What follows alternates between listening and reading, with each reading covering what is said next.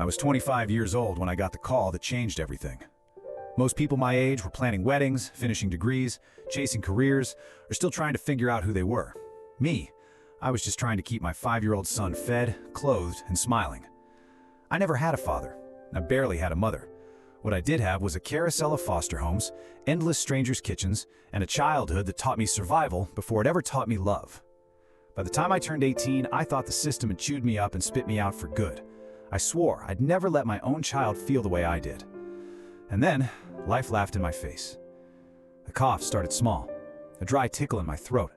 I thought it was just a cold, maybe the cheap cigarettes I used to sneak when stress got bad. But it didn't go away. It grew worse. By the time I finally dragged myself to the hospital, I was coughing blood into the sink. I'll never forget the way the doctor looked at me. That pause, that silence before she spoke. "Mr. Taylor," she said softly, "the scans show advanced lung cancer, stage 4. Stage 4. Her words hung in the air like a sentence. My ears buzzed, my chest felt hollow. I was 25. My son was 5. And I was dying. That night, I couldn't sleep. My little boy, Aiden, was curled up beside me on our second-hand couch, clutching his stuffed dinosaur like it was the only thing that could protect him. I just stared at him for hours, memorizing every detail, his tiny fingers, the way his eyelashes brushed his cheeks, the soft little breaths he took when he dreamed. And all I could think was, who's gonna love you when I'm gone? See, that was my nightmare, not the cancer, not death.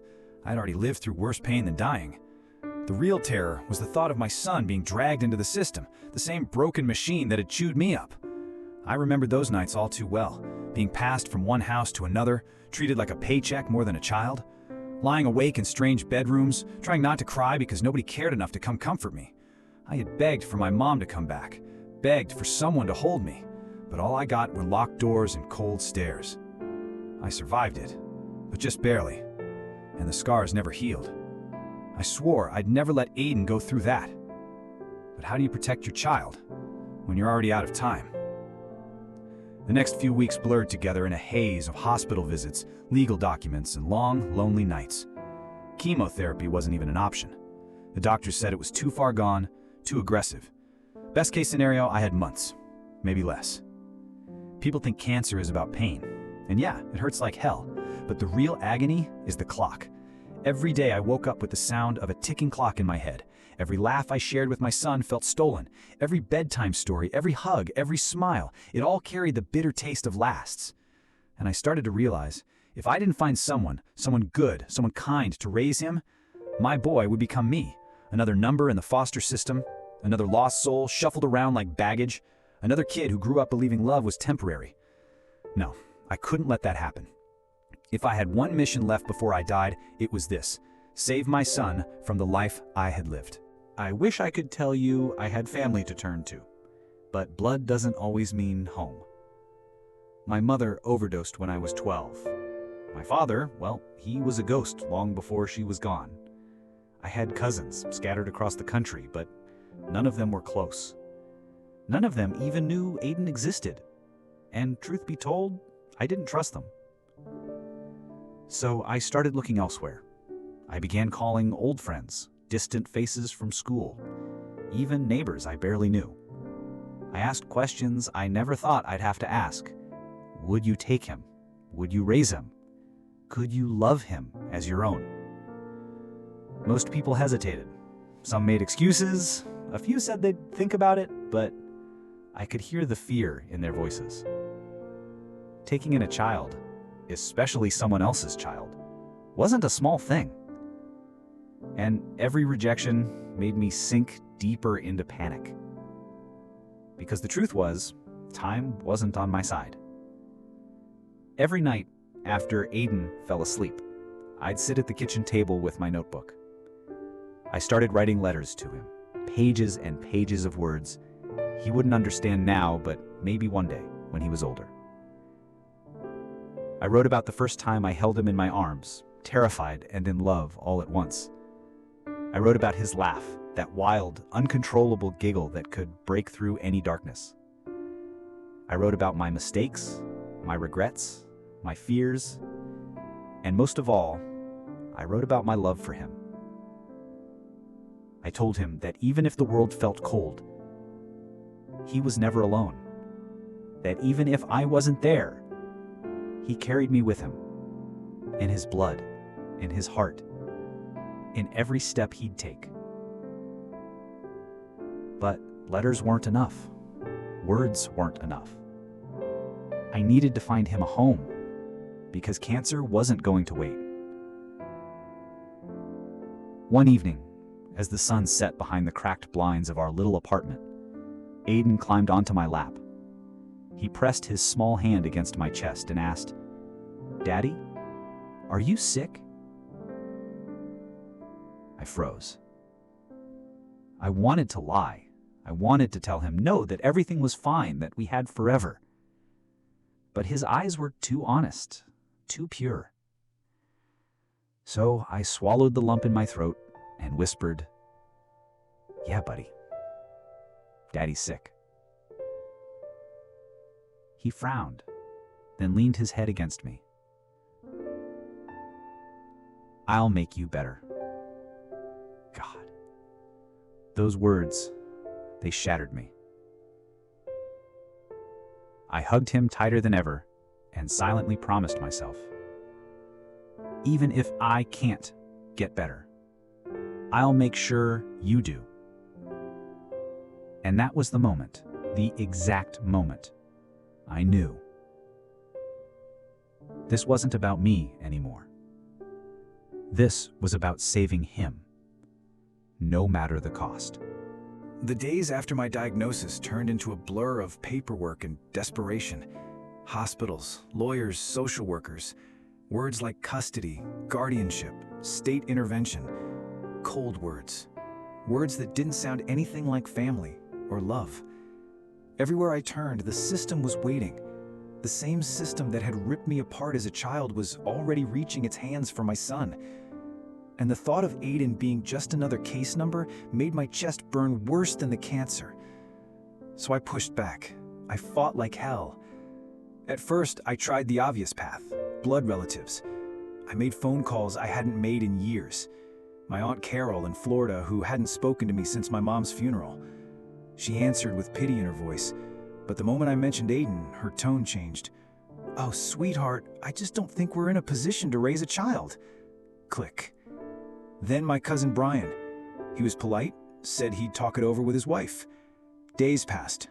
No callback. The more I reached out, the clearer it became. Blood didn't mean bond. Nobody wanted the responsibility. Nobody wanted him. And every rejection felt like a knife. One night, I sat across from a state social worker in a cramped office that smelled like stale coffee. She had a stack of folders on her desk, and mine was just another among them. "Mr. Taylor," she said, her voice flat, "we understand your concerns, but unless there's a legally appointed guardian, your son will enter the foster system upon your passing. That's standard procedure." Standard procedure. I wanted to scream at her, to tell her what procedure felt like from the inside, how it meant being torn from home after home, treated like a paycheck, shoved into overcrowded bedrooms with strangers. But she just stared at me with that blank bureaucratic expression, waiting for me to nod like a good little patient. I left her office with my fists clenched so tight my nails cut into my palms.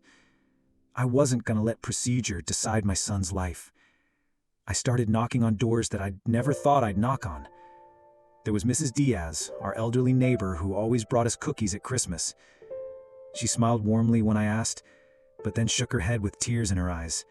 "Mijo, I'm too old. I wish I could." Then there was Jason, an old friend from high school. He had a steady job, a wife, and a little girl the same age as Aiden. For a moment, I thought maybe, just maybe, he could be the one.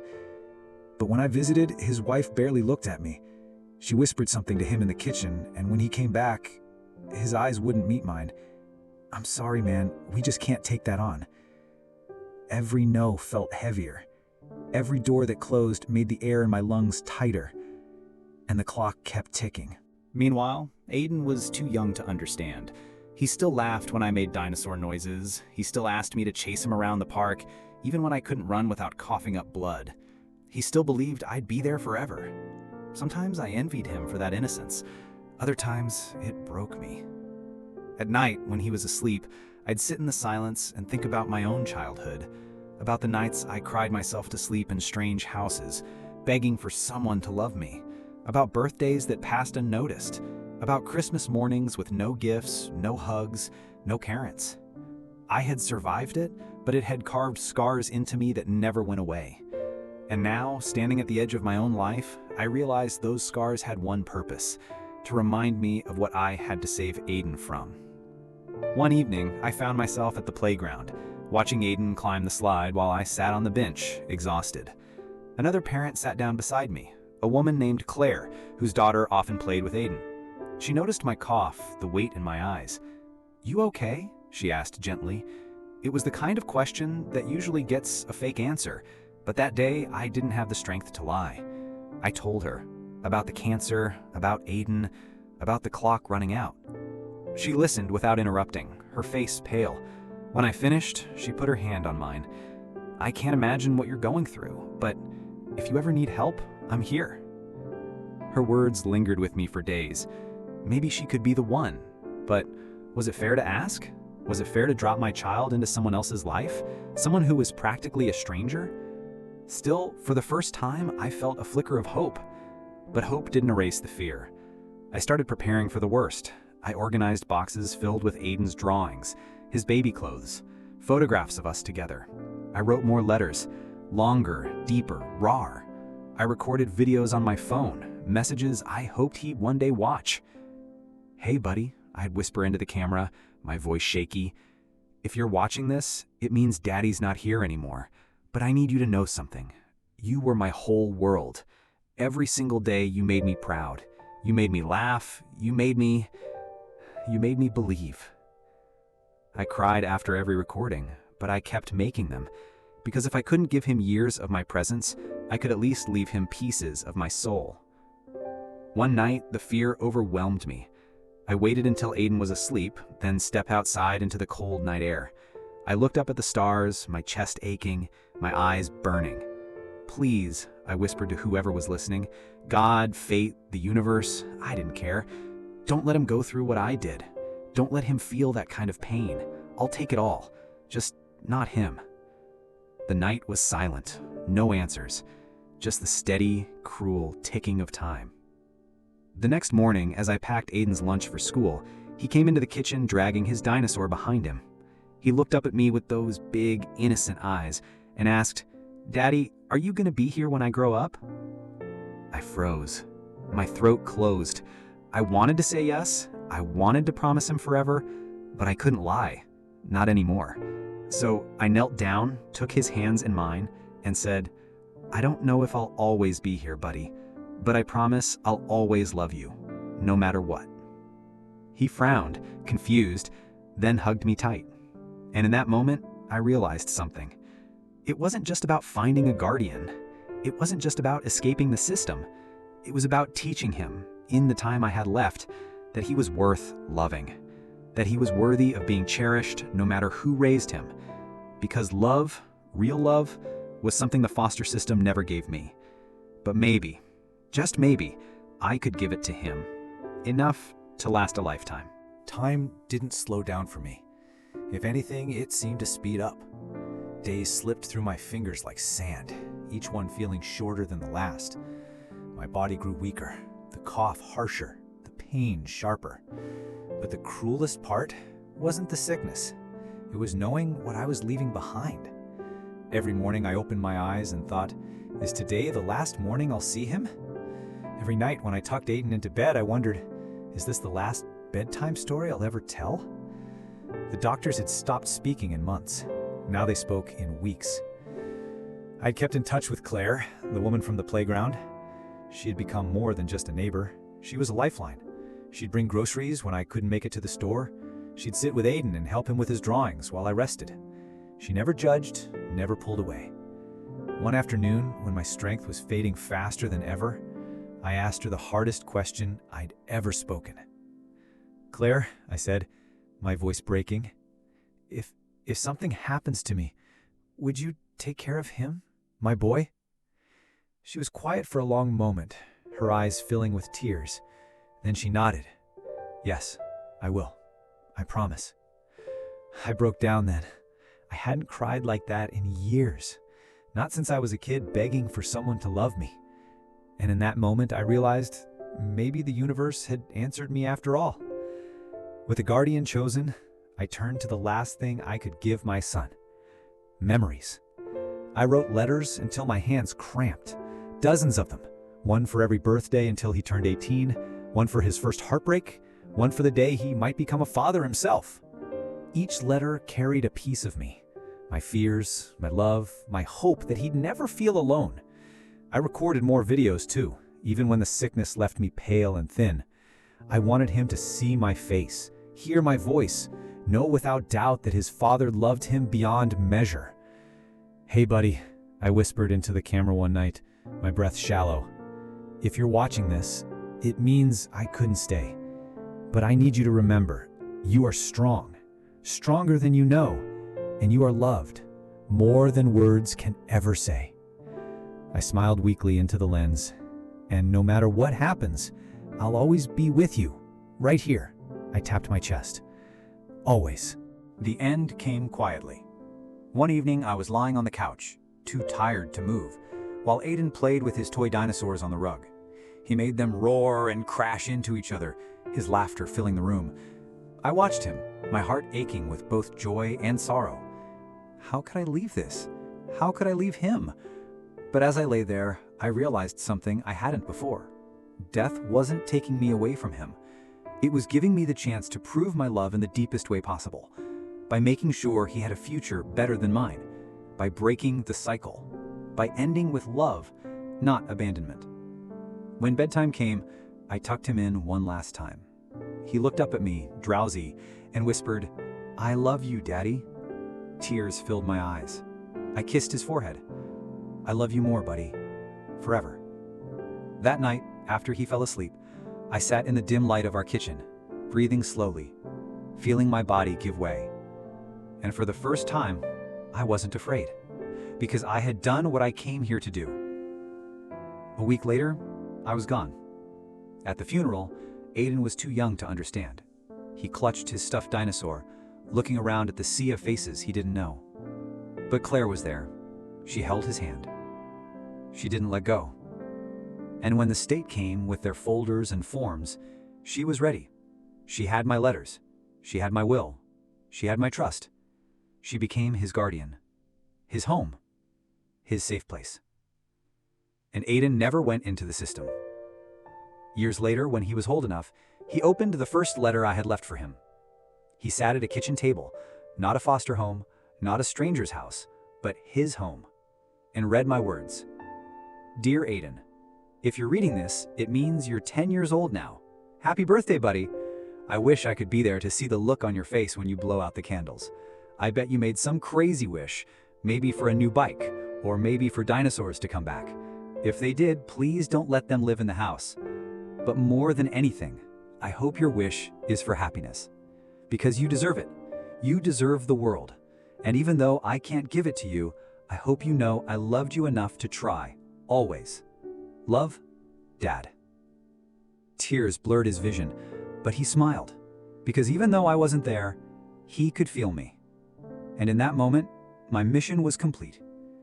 I wasn't a perfect man. I wasn't given much in this world, but I gave everything I had to one little boy, and that was enough. Cancer may have taken my life, but it didn't take my love, and it never touched my son. Because love, real love, doesn't end when a heartbeat stops. It lives on, in letters, in memories, and most of all, in him.